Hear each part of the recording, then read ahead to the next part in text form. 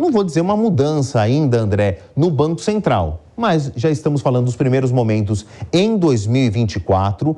Tem novos diretores do BC brasileiro e é por aí que eu queria começar a nossa conversa, a nossa conexão com a capital federal, Brasília.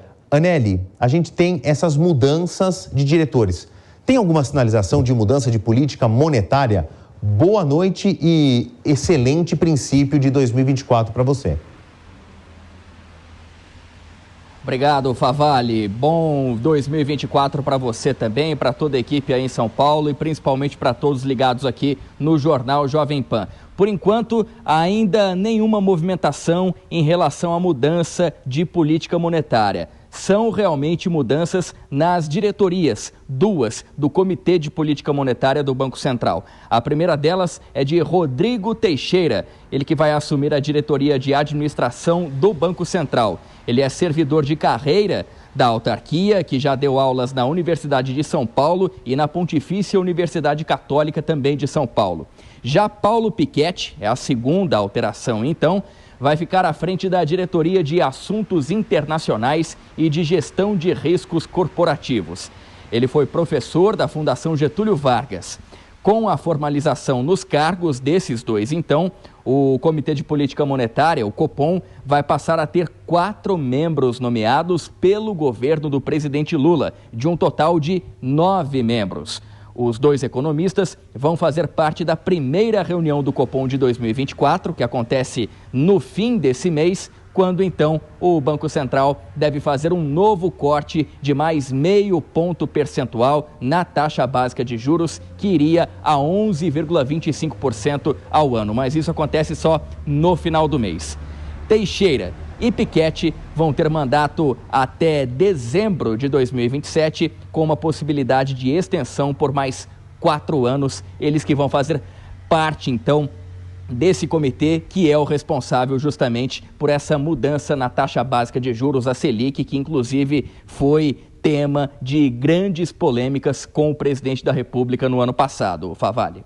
Anely, você falou de presidente da República, taxa de juros, pressão, e quem dormiu com a orelha quente muitas noites em 2023 por causa de uma pressão para a redução da taxa básica de juros foi o Roberto Campos Neto, presidente do Banco Central, que na minha conta aqui, 2024, vai ser o seu último ano de mandato. Eu queria encerrar essa nossa conversa aqui de abertura de jornal justamente por isso. Como é que vai ser, então, esse último ano de 2024 de Campos Neto como presidente do BC, na tua avaliação e na tua apuração, Anely?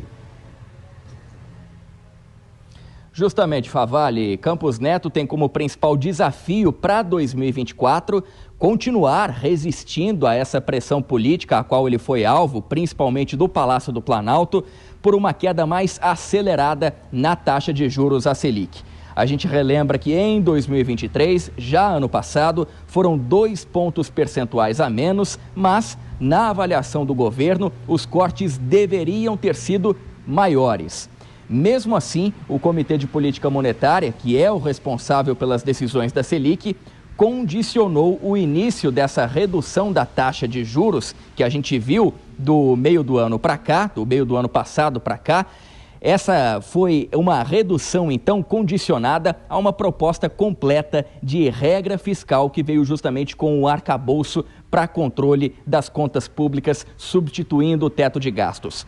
Passada essa crise, então, entre Campos Neto e também o presidente Lula, o próprio chefe do executivo Lula baixou o tom contra o presidente do Banco Central e agora pode até mesmo, Favalli, reconduzi-lo ao cargo para um segundo mandato com duração de até 4 anos. Mas enquanto Lula não decide em relação à presidência da autarquia, ele ainda pode aumentar mais a presença de indicados dele no Comitê de Política Monetária. A gente citou esses 2 que tomam posse amanhã, e outros 2 devem abrir também vaga nos próximos dias. Isso porque já estão no fim dos mandatos os diretores Carolina de Assis Barros, ela que é da área de relacionamento, e também Otávio Damaso, da área de regulação. Então o presidente Lula segue ali com a equipe econômica, que é o Ministério da Fazenda, que é quem vai então fazer a indicação desses outros 2 substitutos, uma vez que os 2 primeiros já tomam posse